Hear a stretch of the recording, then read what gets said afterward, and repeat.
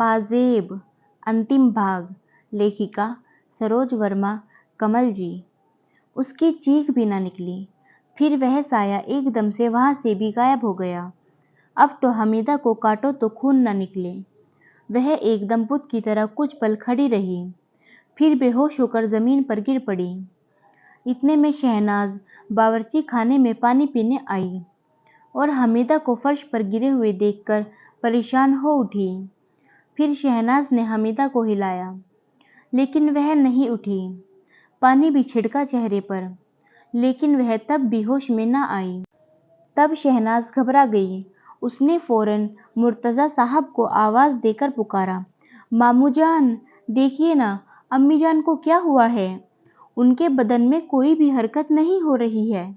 इतना सुनकर मुर्तज़ा साहब अब बावर्ची खाने में आए और बोले, क्या कहती हो शहनाज बेटी? हमीदा के बदन में हरकत नहीं हो रही है? ठीक से देखिए ना। हमीदा सच में बेजान सी पड़ी थी। मुर्तज़ा साहब ने शहनाज से कहा, आप इनका ख्याल रखें, हम तब तक मौलवी साहब को बुलाकर लाते हैं। शहनाज ने सबसे पहले चूल्हे पर पक रही सब्जी उतारी और फिर अपनी अम्मी के पास आकर बैठ गई। कुछ ही देर में मुर्तज़ा साहब मौलवी साहब के साथ घर में दाखिल हुए। मुर्तज़ा साहब तब मौलवी साहब से बोले, यह कई दिनों से ऐसे ही डर जाती हैं, लेकिन आज तो हद ही हो गई। देखिए ना, बेहोश होकर कैसे फर्श पर गिर गई। हमें तो बहुत ही फिक्र हो रही है इनकी। अगर इन्हें कुछ हो गया तो इनके शौहर शौकत मियाँ को हम क्या जवाब देंगे? मौलवी साहब बोले, आप घबराएं नहीं मुर्तज़ा मियाँ, हम देख लेते हैं कि क्या है इनके बेहोश होने की वजह। इतना कहकर मौलवी साहब ने हमीदा की नब्ज़ टटोली, फिर आंखों की पलकें उठाकर देखी और बोले, किसी रूह का साया है इनके बेहोश होने की वजह। अब यह होश में आएंगी तो तभी पता चल सकेगा कि उन्होंने कभी किसी के साथ बुरा तो नहीं किया। तब मौलवी साहब ने अपने मन में कुछ पढ़ा और फिर आबे जमजम का पानी छिड़का चेहरे पर। पानी पड़ते ही हमीदा को होश आ गया। फिर मौलवी साहब ने हमीदा से पूछा, सच बोलिएगा बेटी, आपने किसी के साथ कभी कुछ गलत किया था क्या? अब हमीदा बोली, जी मौलवी साहब, हम भी कब से यह कसूर करके बेजार हुए जाते हैं। हमने सालों पहले एक गुनाह किया था, शायद अब हमें उसकी सज़ा दी जा रही है। हम भी आज किसी से कुछ नहीं छुपाएंगे और अपना गुनाह कबूल करेंगे। मुर्तज़ा साहब बोले, गुनाह? कैसा गुनाह हमीदा? आपने कभी इसका जिक्र हमसे नहीं किया। हमीदा बोली, कैसे करते भाईजान, हमने जो गुनाह किया था उसके लिए शायद आप हमें ताउम्र माफ़ ना कर पाएं। मुर्तज़ा साहब बोले, छोटे छोटे गुनाह तो सबसे रोज़ होते ही रहते हैं। हमीदा बोली, हमने तो ऐसा गुनाह किया था जिसकी सज़ा मौत भी कम ही होगी। किसी बेकसूर को ऐसी सज़ा देना लाजमी नहीं था भाईजान। मुर्तज़ा साहब बोले, अब आप बताएंगी क्या हुआ था? पहेलियाँ क्यों बुझा रही हैं? इस राज की इतनी वजाहत क्यों कर रही हैं आप? हमीदा बोली, जी, आज मैं सब बता दूंगी। न जाने कब से यह राज मेरे सीने में दफन है। मैं भी इससे से जल्द निजात पाना चाहती हूँ। और फिर हमीदा ने कहानी सुनानी शुरू की। बात उन दिनों की है भाईजान, जब रिश्तेदारों ने आपसे निकाह पढ़वाने को कहा। आप निकाह पढ़वाने के लिए राजी ही नहीं थे। तब लोगों ने आपको समझाया कि अभी तो हमीदा आपका ख्याल रख लेती है, लेकिन जिस दिन हमीदा निकाह करके अपने शौहर के साथ चली जाएगी तो फिर आप क्या करेंगे? तो अब आपकी भलाई इसी में है कि आप हमीदा के ससुराल जाने से पहले ही अपना निकाह पढ़वा लें। फिर मुर्तज़ा साहब बोले थे, हमसे भला इस उम्र में कौन निकाह पढ़वाना चाहेगा? बाल सफ़ेद हो गए हैं, कमर भी झुक गई है, चेहरे पर झुर्रियाँ पड़ गई है, खुदा के फजल से आंखों की रोशनी भी कमज़ोर हो गई है। कौन हमें अपना जमाई बनाना चाहेगा? अगर किसी ज़ोहरा ज़बी ने हमें पसंद भी कर लिया तो उनके वालिदों के ज़रिए हम नापसंद कर दिए जाएंगे। लेकिन मुर्तज़ा साहब की बात सुनकर उनकी दूर की फूफी बोली, मर्द कभी बूढ़े नहीं होते मुर्तज़ा मियाँ, फिर आप तो केवल हमीदा से 10 साल ही बड़े हैं। अगर आप आज हाँ कह दें تو ہم آج ہی زہرہ زبیوں کی قطار لگا دیں آپ کے واسطے۔ مرتضیٰ صاحب بولے، مذاق کر رہی ہیں پھوپھی جان؟ نصیبہ پھوپھی بولی، نصیبہ بیگم کبھی مذاق نہیں کرتی مرتضیٰ میاں، یقین نہ ہو تو آزما کر دیکھ لیجیے۔ مرتضیٰ صاحب بولے، اچھا تو پھر ٹھیک ہے، ہمیں کوئی اعتراض نہیں، لیکن یاد رہے لڑکی کی مرضی سے یہ نکاح ہونا چاہیے، کوئی زور زبردستی نہ ہو نکاح پڑھانے میں۔ نصیبہ پھوپھی بولی، کوئی زور زبردستی نہ ہوگی، ہم یہ ذمہ داری لیتے ہیں۔ اور پھر کچھ دنوں کی محنت مشقت کے بعد آخر مرتضیٰ میاں کے لیے نصیبہ پھوپھی نے ایک زہرہ زبی ڈھونڈ ہی لی۔ مرتضیٰ میاں نے اس لڑکی سے ملنے کی خواہش ظاہر کی نصیبہ پھوپھی کے آگے، لیکن نصیبہ پھوپھی یہ کہہ کر ٹال گئی کہ اس کے خاندان میں یہ سب نہیں ہوتا، آپ سیدھے ہی نکاح کے بعد اپنی بیگم سے ملیے گا۔ لیکن یہ بات مرتضیٰ میاں کو کچھ اچھی نہیں لگی۔ انہوں نے ایک بار پھر نصیبہ پھوپھی سے یہ جاننے کی کوشش کی کہ کہیں نکاح کے لیے لڑکی سے زور زبردستی تو نہیں کی جا رہی۔ تب نصیبہ پھوپھی بولی، آپ اطمینان رکھیں مرتضیٰ میاں، ایسا کچھ بھی نہیں ہے، لڑکی اپنی مرضی سے یہ نکاح کر رہی ہے۔ پھر مرتضیٰ میاں نے اپنی نصیبہ پھوپھی پر یقین کر لیا۔ سب رشتہ داروں اور محلہ پڑوس کی حاضری میں یہ نکاح پڑھایا گیا۔ سب بے حد خوش تھے اس نکاح سے، خاص طور پر حمیدہ تو بے حد ہی خوش تھی۔ اسے چاند سے خوبصورت بھابھی جان جو مل گئی تھی، جس کا نام صنوبر تھا۔ دونوں ننند بھابھی آپس میں جلدی ہی گھل مل گئی تھی۔ صنوبر سوبھاؤ کی بہت ہی اچھی تھی، وہ اپنے شوہر کا بھی بہت خیال رکھتی تھی۔ کچھ ہی دنوں میں مرتضیٰ میاں کے چہرے کی رنگت بدل گئی۔ صنوبر کا ساتھ پا کر ان کے چہرے پر سرخی آ گئی تھی۔ وہ بھی اپنے بیگم صنوبر سے بہت محبت کرنے لگے تھے، ان کی ہر خواہش پوری کرنے کی پرزور کوشش کرتے۔ لیکن کبھی کبھی انہیں یہ لگتا کہ صنوبر ان سے کچھ چھپا رہی ہے، کیونکہ کبھی کبھی انہوں نے اکیلے میں روتے ہوئے پایا تھا اور انہیں دیکھ کر وہ فوراً ہی اپنے آنسو صاف کر دیتی تھی۔ مرتضیٰ میاں نے کئی بار صنوبر سے پوچھا بھی، لیکن انہوں نے ان کے اس سوال کا کوئی جواب نہیں دیا۔ پھر انہوں نے یہ بات حمیدہ سے کہی کہ صنوبر سے پوچھئے کہ انہیں یہاں کوئی تکلیف تو نہیں جو اکیلے میں روتی رہتی ہے۔ حمیدہ نے بھی صنوبر سے پوچھا تو صنوبر بولی، سچ کوئی بات نہیں ہے حمیدہ آپا، شاید آپ سب کو کوئی غلط فہمی ہو رہی ہے۔ حمیدہ نے صنوبر کی بات پر یقین کر لیا اور سب خوش تھے اس گھر میں۔ تبھی ایک دن نصیبہ پھوپھی گھر آئی اور مرتضیٰ انصاری سے بولی، مبارک ہو مرتضیٰ میاں، آپ کے لیے خوشخبری لائے ہیں۔ مرتضیٰ میاں بولے، کیسی خوشخبری، ذرا ہم بھی تو سنیں۔ نصیبہ پھوپھی بولی، ارے حمیدہ کے لیے ایک اچھے گھر کا رشتہ آ گیا ہے، لڑکا انجینئر ہے، خاندان بھی عمدہ قسم کا ہے، ہماری حمیدہ اس گھر میں راج کرے گی راج۔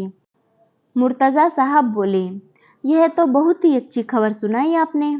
اب نصیبہ پھوپھی بولی، تو پھر دیر کس بات کی، آپ کل ہی اپنے پھوپھا جان کے ساتھ ان کے گھر جا کر لڑکا دیکھ آئیے، اگر پسند آ جائے تو پھر ان کو بھی کسی روز لڑکی دیکھنے کو گھر بلا لیجیے۔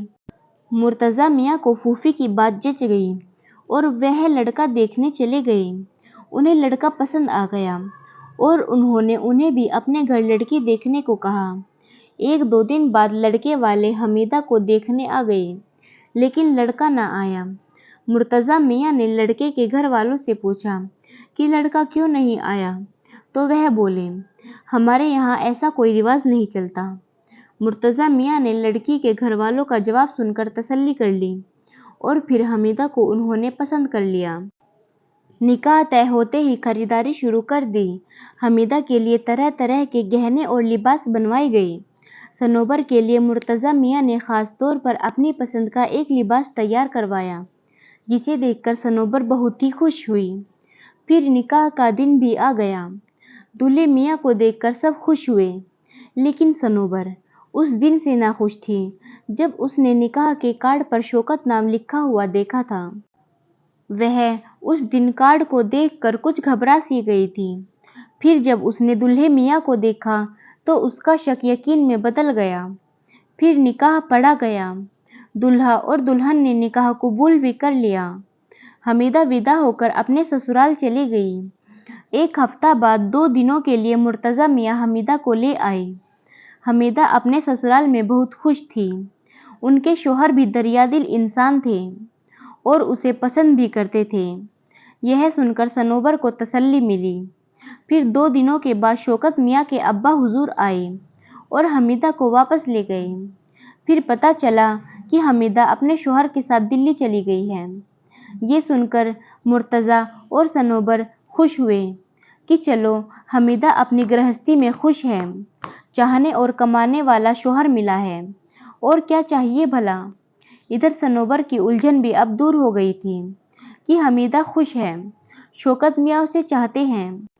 इधर सनोबर एक दिन बेहोश होकर गिर पड़ी। मुर्तज़ा मियाँ ने लेडी डॉक्टर को बुलाया, जिसका नाम गुलनार था। उन्होंने सनोबर का मुआयना किया और बोली, मुबारक हो खुशखबरी है मुर्तज़ा मियाँ, आपकी बेगम पेट से है। जल्दी आपके घर के आंगन में किलकारियाँ गूंजने वाली हैं। यह सुनकर मुर्तज़ा मियाँ की खुशी का ठिकाना न रहा और उस वक्त उनकी जेब में जितने भी पैसे थे वह उन्होंने बख्शीश के तौर पर गुलनार को दे दिए। मुर्तज़ा मियाँ ने फ़ौरन यह खबर चिट्ठी लिखकर हमीदा को सुना दी। हमीदा का मन भी गाँव आने को हुआ और वह अपने शौहर शौकत के साथ आ गई। शौकत ज़्यादा दिनों की छुट्टी नहीं लेकर आए थे। उन्हें 2 दिनों के बाद वापस जाना था और तभी शाम के वक्त सनोबर और शौकत घर में अकेले थे। हमीदा और मुर्तज़ा शौकत मियाँ के लिए कुछ खरीदारी करने के लिए गांव के छोटे से बाजार गए थे। वापस लौटते समय मुर्तज़ा मियाँ को उनके दोस्त मिर्ज़ा ने अपने घर बुला लिया शतरंज खेलने के लिए, और हमीदा घर आ गई। तभी उसने शौकत और सनोबर के बीच हो रही बातों को सुना। वह ठिठक गई और बाहर ही पर्दे के पीछे खड़ी होकर सब सुनने लगी। उसे शौकत की आवाज़ सुनाई दी। वह सनोबर से कह रहे थे, हम आपसे बहुत प्यार करते थे सनोबर। हम नौकरी पर चले गए तो आपने निकाह कर लिया। जब हमें आपके निकाह का पता चला तो हमारा दिल टूट गया। सनोबर बोली, लेकिन वह पहले की बात थी। लेकिन अब हमारे दिल में आपके लिए कोई भी जज्बात नहीं है। अब हम केवल अपने शौहर को ही चाहते हैं। वह भी हमें अपनी जान से ज़्यादा प्यार करते हैं और हम उन्हें अंधेरे में रखकर धोखा नहीं दे सकते। शौकत मियाँ बोले, अब हम भी आपको भूल चुके हैं। अब हमीदा ही हमारी सब कुछ है। हम आपसे वादा करते हैं कि इस बात का जिक्र अब कभी भी हमारी ज़ुबान पर नहीं आएगा। सनोबर बोली, हाँ, हम गरीब घर के थे, तब तो हमने मजबूरी में निकाह किया था, लेकिन अब ऐसा नहीं है। अब हमारे शौहर ही हमारे दिल के सुकून और हमारी बंदगी है। ताउम्र हम उनके साथ ही गुजारना चाहेंगे। शौकत मियाँ बोले, जी, अब हमारे रास्ते जुदा हैं। हम अपनी अपनी गृहस्थी में खुश रहना सीख गए हैं। अब सनोबर बोली, शुक्रिया शौकत मियाँ, हमें आपसे यही उम्मीद थी। यह सुनकर हमीदा के गुस्से का पार न रहा, जबकि उन दोनों के बीच अब ऐसा कुछ भी नहीं था। लेकिन हमीदा को यह डर था कि पुरानी मोहब्बत है, कहीं दोनों फिर से एक हो गए तो उनकी तो बसी बसाई गृहस्थी बेकार हो जाएगी। और उसने सनोबर को दुनिया से अलविदा करने का मन बना लिया। फिर शौकत चला गया और हमीदा गांव में ही रुक गई। बोली, बाद में जाएगी। तभी एक दिन सनोबर ने हमीदा से कहा, हमीदा आपा, सावन लग गया है, बाजार जाकर हरी हरी कांच की चूड़ियाँ लाते हैं। हमीदा मान गई, क्योंकि उसके मन में तो कुछ और ही चल रहा था। वह सनोबर को बाजार ले गई। दोनों ने हरी हरी चूड़ियाँ पहनी और फिर दोनों वापस घर आने लगी। रास्ते में वीरान हवेली मिली तो हमीदा ने सनोबर से कहा, चलिए ना भाभी जान, हवेली का चक्कर लगाते हैं। सनोबर बोली, ना बाबा ना, हमें डर लगता है। हमीदा बोली, अरे चलिए ना, हम तो है ना साथ में। और फिर दोनों हवेली में दाखिल हुई। हमीदा सनोबर के पीछे पीछे चलने लगी। मौका देखकर हमीदा ने एक बड़ा सा पत्थर उठाया और सनोबर के सिर के पीछे दे मारा। सनोबर बेहोश हो गई। फिर हमीदा ने सनोबर के हाथ की हरी चूड़ियाँ उतार ली, उसके दोनों हाथों की अंगूठियाँ भी उतार लीं, कान की बालियाँ भी उतार लीं। साथ में पाजेब भी उतार ली ताकि कोई भी उसे पहचान न सके। एक पाजेब किसी गलती से वहीं छूट गई। उस सामान की हमीदा ने पोटली बनाई और अपने थैले में रख ली। फिर सनोबर को घसीटकर उसने उस खाली कुएं में फेंक दिया। सनोबर के बेहोश बदन को ढकने के लिए हमीदा ने न जाने कितने बड़े बड़े पत्थर उस कुएं में डाले और वहां मौजूद जितने भी सूखे पत्ते और रेत थी उसे बराबर आधे घंटे तक कुएं में डालती रही। और फिर घर जाकर उसने यह अफवाह फैला दी कि सनोबर अपने पुराने आशिक के साथ भाग गई है। फिर जब तक वह गांव में रही तो उस हवेली में वह रोज कुएं पर जाकर उसमें सूखे पत्ते और रेत डालती रही ताकि किसी को भी सनोबर के बारे में पता न चल सके। बाद में उस कुएं के भीतर खुद ब खुद एक बरगद का पेड़ उग आया और उसका गुनाह कभी भी दुनिया के सामने न आ सका। वह खोई हुई पाजेब शहनाज को मिली और पाजेब को देखकर हमीदा को अपने गुनाह याद आ गए। यह सुनकर मुर्तज़ा साहब रो पड़े और बोले, वह माँ बनने वाली थी हमीदा, कुछ तो सोचा होता। हमीदा बोली, हमारी अक्ल पर इंतकाम का पर्दा पड़ गया था भाईजान। मुर्तज़ा साहब बोले, लेकिन आपने ऐसा किया ही क्यों? मुर्तज़ा साहब यह कहते हुए रो पड़े। हमीदा बोली, हमें माफ़ कर दीजिए भाईजान।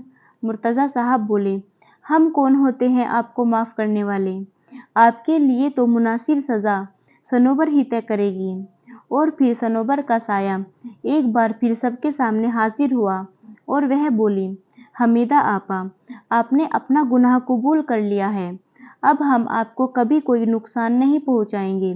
बस आप हमारे कंकाल को मुनासिब जगह दफन करवा दीजिए। और इतना कहकर सनोबर चली गई। यही किया गया। हमीदा ने पुलिस के सामने अपना गुनाह कबूल कर लिया। सनोबर के कंकाल को कुएं से निकलवाया गया। उस पेड़ को भी काटना पड़ा।